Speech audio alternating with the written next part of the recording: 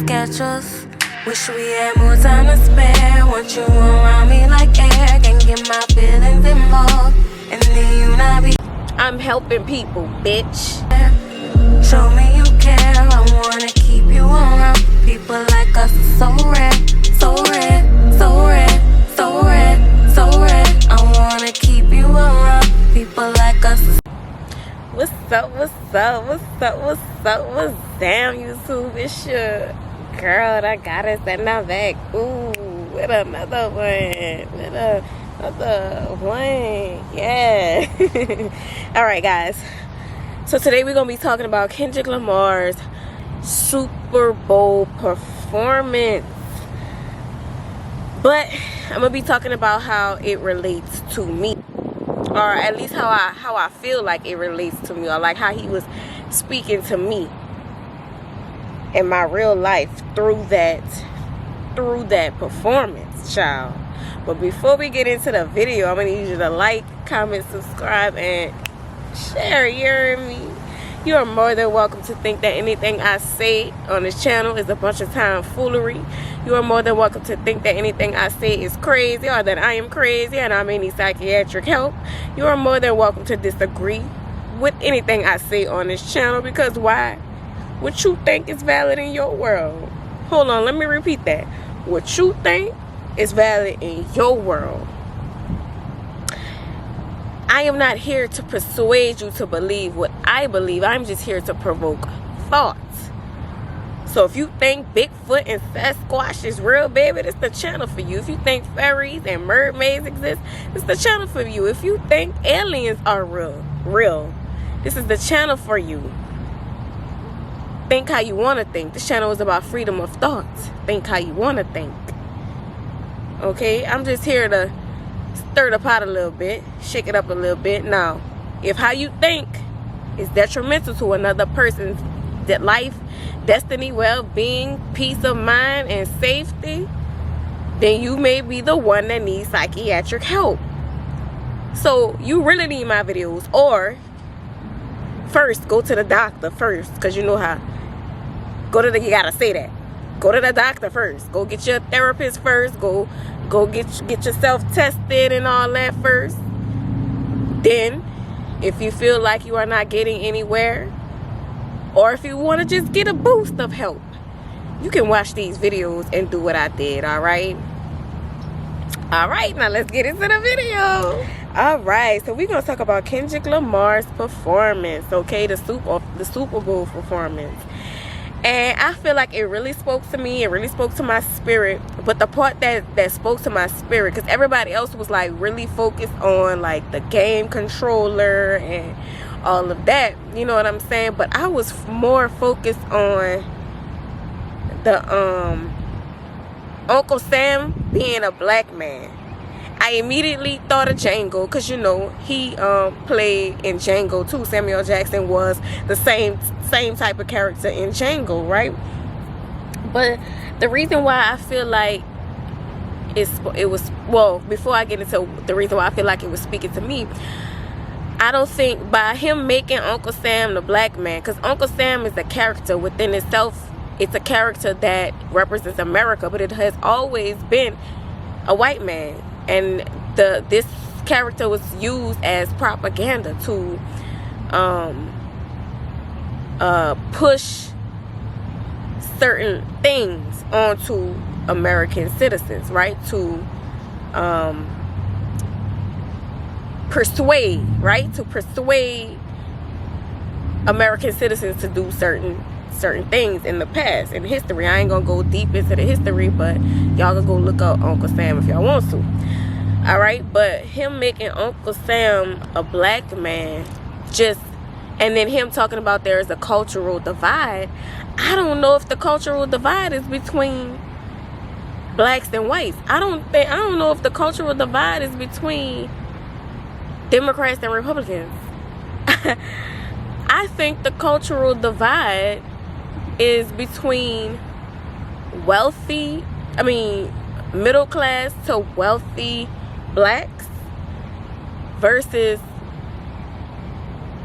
the hood lower class blacks, hood blacks, right? And I hope people don't take that wrong. Jesus, I don't mean this in a bad way.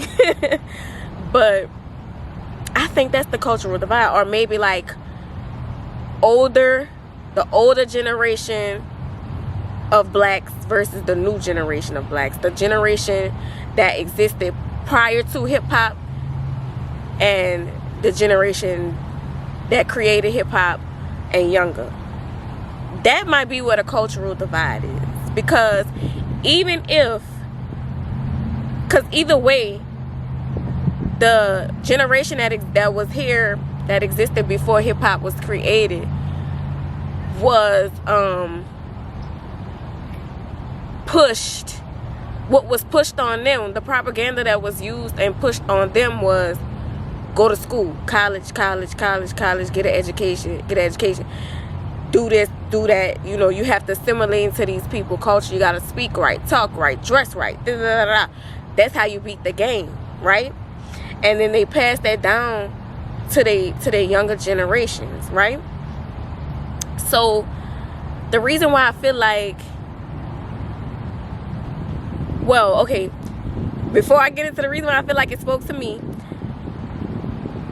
then you got them, and then you have, they became successful, they made money, they got degrees, they got good jobs, and then they were able to like provide a good life for their kids and so on and so forth. But then you have this generation that created from the,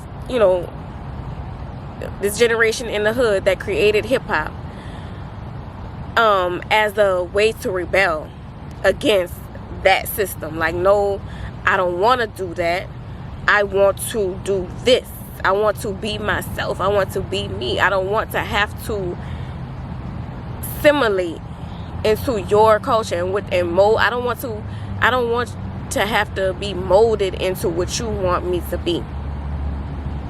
So they created this entire culture and this entire genre of music out of rebellion against that system, right? And there are so many people who are getting, who are just as wealthy as these wealthy blacks, if not wealthier, off of this genre of music that was created out of rebellion, right? So now, said all that to say that the reason why I feel like it spoke to me was because that is how my parents and my family have treated me my entire life. They push education. My mama has 3 degrees. My dad has, I don't know, maybe 2 or 3 degrees. I don't know. And they all have always pushed that school onto me, and I never wanted to do school. I never liked school. And when I graduated high school, I knew I did not want to do more school. I knew I did not want to do that anymore. And then in high school, I recorded my very first song. I think I was like 15. And from that point forward, I was like, I want to sing. I want to sing. And Uncle Sam, and then my parents don't. So the Uncle Sam in my life represents my parents. These are the people trying to tell me, yes, do it like this. You got to do like this. Dress like this. Dress like that. Talk like this. Talk like that.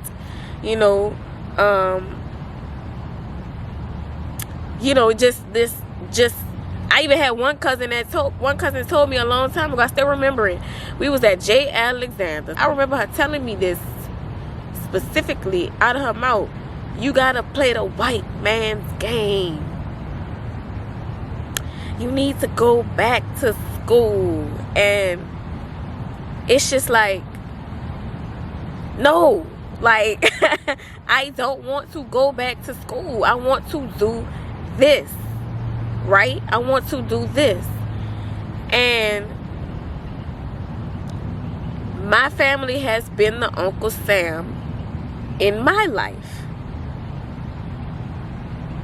Like, that is why that spoke to me. Like with Kendrick, Uncle Sam was telling him, you know, don't do these songs, do these songs, right? Don't like, this doesn't represent America, this don't represent, you know, just whatever. But for me, I was like, man, that's kind of like how I'm feeling in my life, right? Like my whole life, actually. Now, y'all know I have to, you know how I gotta relate this to spirituality in some kind of way. So anyways, I a long time ago, I had gotten this reading done, and it wasn't your typical like tarot. It wasn't tarot. It was just like this woman was like a medium, like a psychic medium, and she could speak, you know, she could talk to the dead, talk to the spirits. Like, it's just a spiritual gift. It's not something that she has to like do all of this like stuff, you know, to do. It's just something that came to her naturally. And a lot of people who are strong and deep into Christianity, they tend to shy away from people that can, these types of people, because of propaganda. It's been pushed that these types of people are witches and are warlocks and all of these things, but these are gifts that these people have naturally. It's not something that they wanted, it's something that they was literally born with. So anyways, she said she saw some of my ancestors that wasn't able to pass over, right? And she said that these ancestors was like from like the 1800s, 1800s. She said that they were free Negroes, right?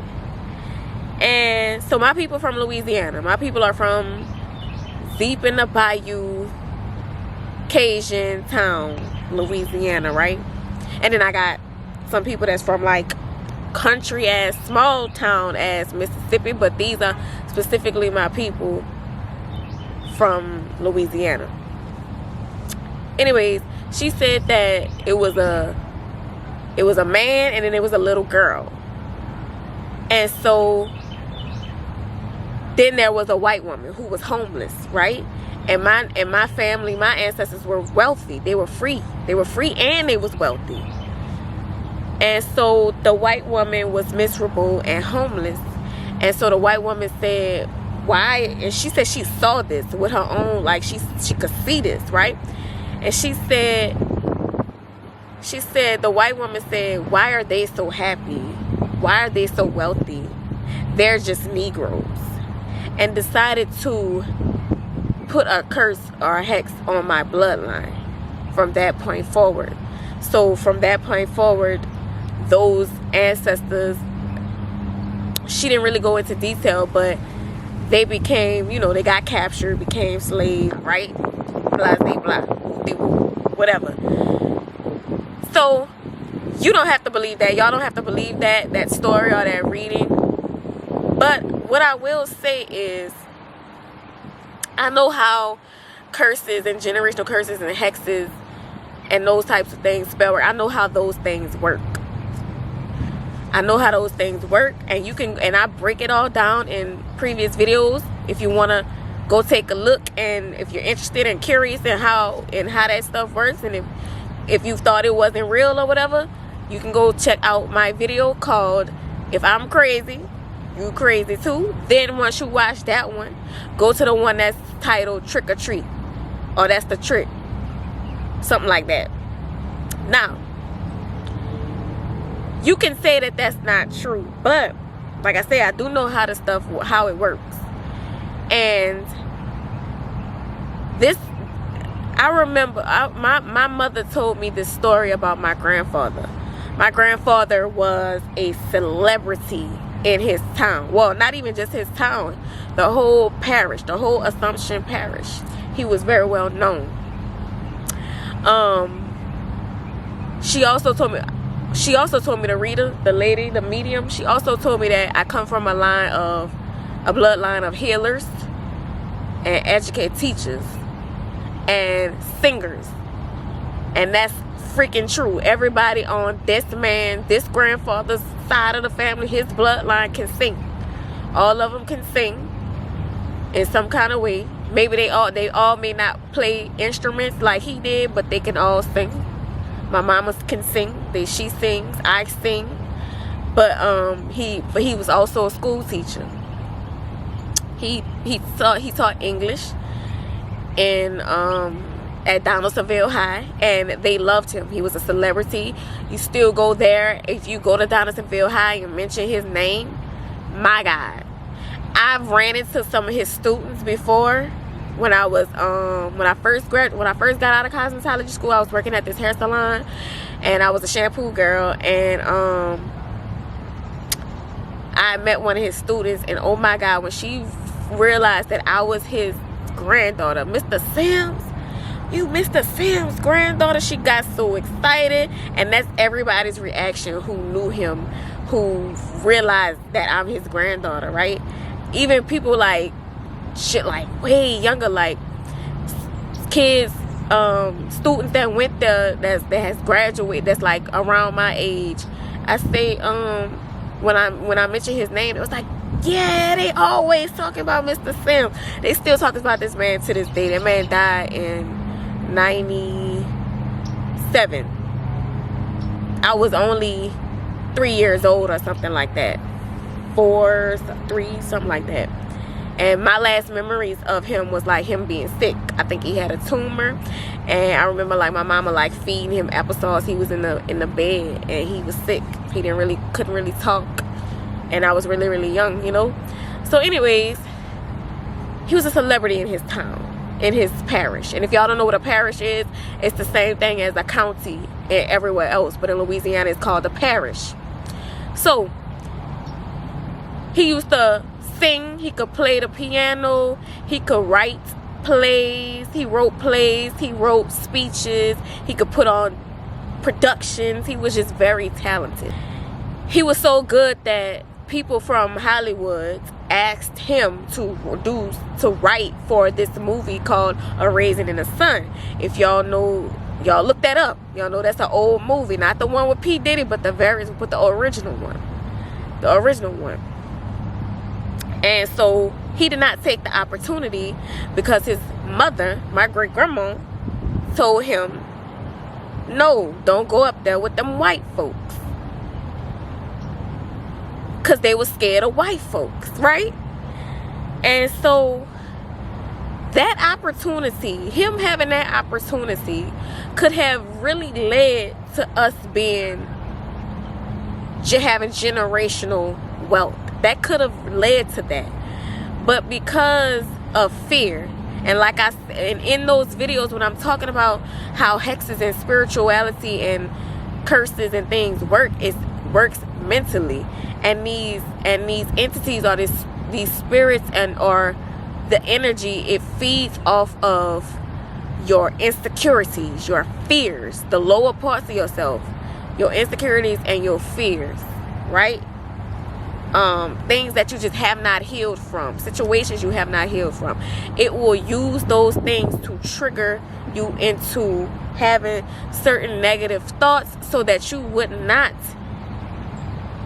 do, if the intention of the magic, of the voodoo, hex, or whatever spell word was to hold you back, was to keep you from being successful, it will pull up those deep, dark insecurities and fears and create thoughts and illusions in your mind so that you would make a decision to not want to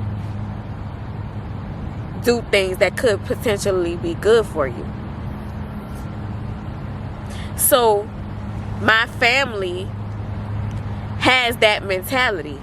And at first I thought it was just like that small town plantation you know, slave mindset. But when that woman saying that and telling me that kind of made this whole like perspective. It changed my whole perspective. It just changed my whole perspective on like why my family is the way that they are. It's like my family, I have the type of family that would encourage me to, I ain't gonna say encourage me, they would discourage me into, you know, trying to achieve something more. Yes, education and all of that worked for you and was good for you, but you did that so that I could have the room. Well, at least that's what it should have been. You should have been. So you did that. You got your education, and so that I could have more opportunities to achieve something more, to achieve something bigger. So I have the type of family that would discourage me, and if they can't discourage me, if their manipulation, or I ain't even gonna say manipulate, if their propaganda, if the pushing the education on me didn't work, when that didn't work, and they saw me trying to do it myself, achieving myself, I have the type of family that would just sit back and not help, and pray and hoping that I would fail, and so that I would give up. I have that type of family. I have the type of family that wouldn't be supportive on purpose because you can't do this. You know, like they literally have this in their minds that you cannot do this. You cannot do this. This is not possible. You cannot do this. This won't work. This will not work. This will not work. And it's like, and I'm trying to have the positive mindset, like, yes, it will. Yes, it will. Yes, it will. And they constantly wanting me to fail, and want me to give up, and wanting me not to pursue this, right? I have the type of family that would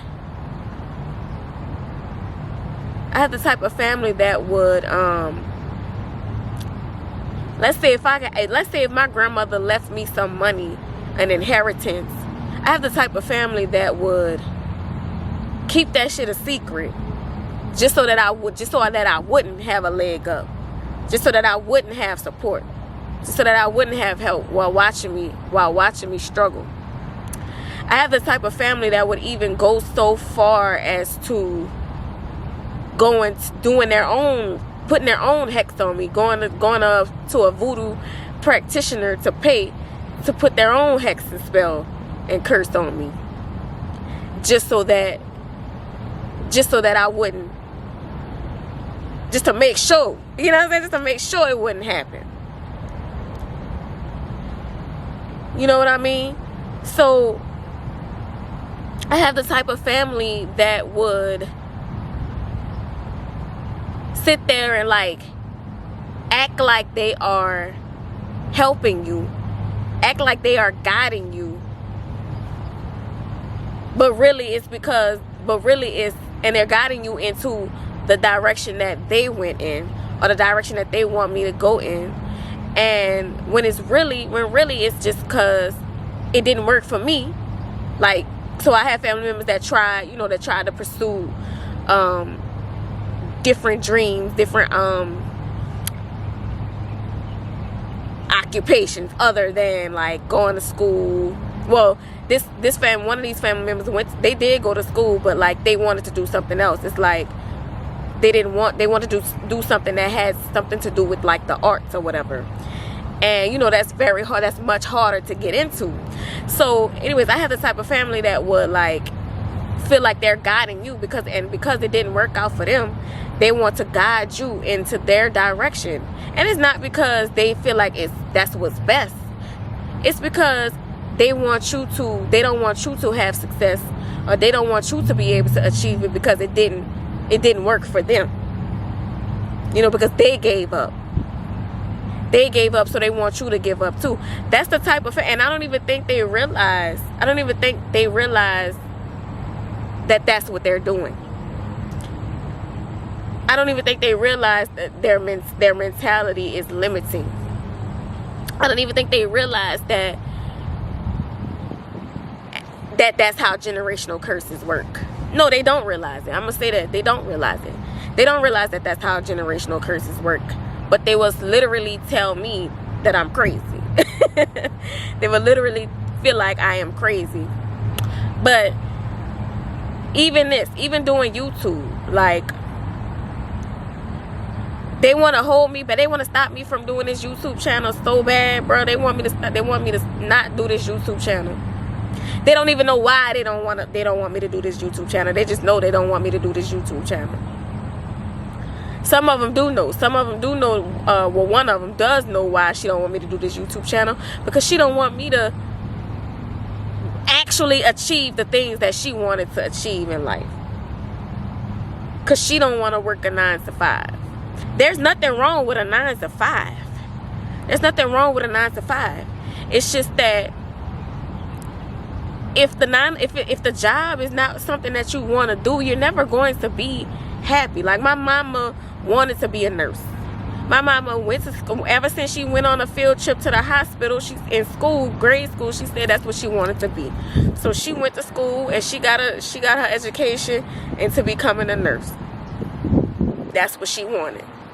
And she loved her job. She became a nursing school professor, where she taught nursing in a nursing college. Then she became the director of the nursing college. You know, so that's what she wanted to do. But because what I want to do and what we wanted to do was something that was not that's something that's not as easy to get into. You know, they try to discourage us. My family, they would try to discourage me from doing it, because they like, nah, this is how you do it. The Uncle Sam, no, this is how you gotta do it. This is how you gotta do it. And it's like, no, I want to do what I want to do. I'm not against 9 to 5s. It's just that I'm not fulfilled doing anything other than the things that I want to do. You know what I mean? I ain't made not $1 off this YouTube channel. But I'm still going, because why? I love making these videos. I love expressing myself. I love teaching about spirituality from my experiences. I love doing this. At first, I didn't want to do it. At first, I was like, I don't want to be no YouTube. I don't want to get on no YouTube, like, at first. But since I've been seeing that people are being receptive, like, people are receptive, I'm talking about popular people I'm looking at these people, like, really popular people, you know, repeating things that I said on my channel, and I'm like, did he watch my YouTube channel? Like, and I'm realizing, oh my God, these people are watching my. So, anyways, when I'm seeing the impact, and a girl, you know, a couple of young girls DM me and was like, yeah, I saw your channel, and I saw, you know, I think I'm having the same thing going on with me. What can I do? How do I? And I told them what to do, and it helped them. You know what I mean? So when I see that, I'm like, wow, so I'm really doing what I'm supposed to be doing. When I see people comment under my when they hear my song on TikTok, and they like, this a pop, this a hit, I love this sounds really good, this sounds good. Well, when I hear that, I'm like, my God, like, that's fine. I'm doing what I'm supposed to be doing. You know, that's so gratifying, you know. Yeah, and the only reason why it's taking so long is because yeah, they've been doing this to me all my life. But you know, I gotta scrape up my little pennies to buy the beat. Then I gotta scrape up some more little pennies to buy the studio time, to pay for the studio time. And that's the only reason why, you know. And if the song didn't come out right, if I ain't like how it came out the first time I record, I gotta scrape up some more little pennies to go back to the studio. You know what I mean? So yeah. Anyways, It's not that I don't want to work a 9 to 5. It's not that I don't want to. I just want to do what I want to do. You know? And and the reason why it's taking so long is because I don't have any support. I'm doing this on my own because my family will literally watch me struggle, watch me do this on my own, and wait for me to fail, and want me to fail, and pray for my downfall, right? Pray for me to give up, or hoping that I give up.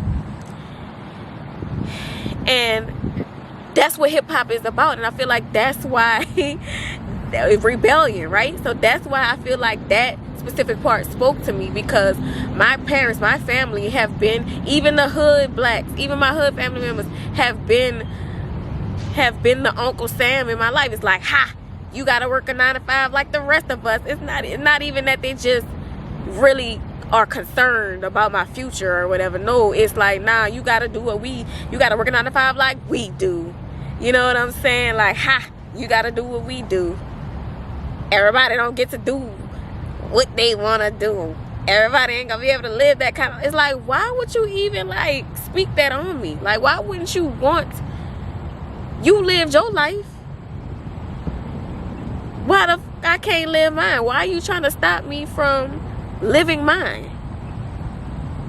So that's what hip-hop is all about. Like, rebelling against this system. Not being what you want me to be just because. No, I'm going to do it my way. I'm not going to be what you want me to be. And I feel like in this country, a lot of black people who make it, or so-called quote-unquote make it, they tend to turn their backs on others, and they tend to look down upon and stereotype and do the same stuff that the white people do. Stereotype and all of those things, just like the whites. So black people are not excluded from being Uncle Sam. And that's what I took from this entire performance. Like, I'm gonna do what I want. You can't control me. I'm going to do it my way. And I think that is what Kendrick Lamar's whole purpose, that was his whole message on the Super Bowl, in that Super Bowl performance. And I thought it was wonderful. I thought it was great. I thought it was fantastic. You did such a good job, boo.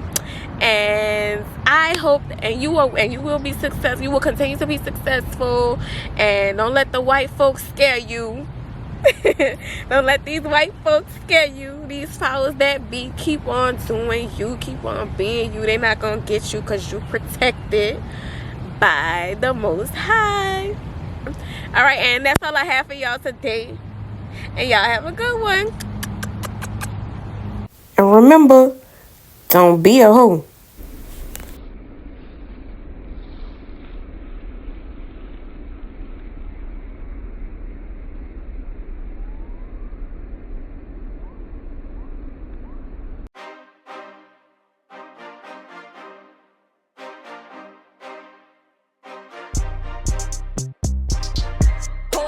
You's a hoe asshole, you's a hoe asshole, you hoe asshole.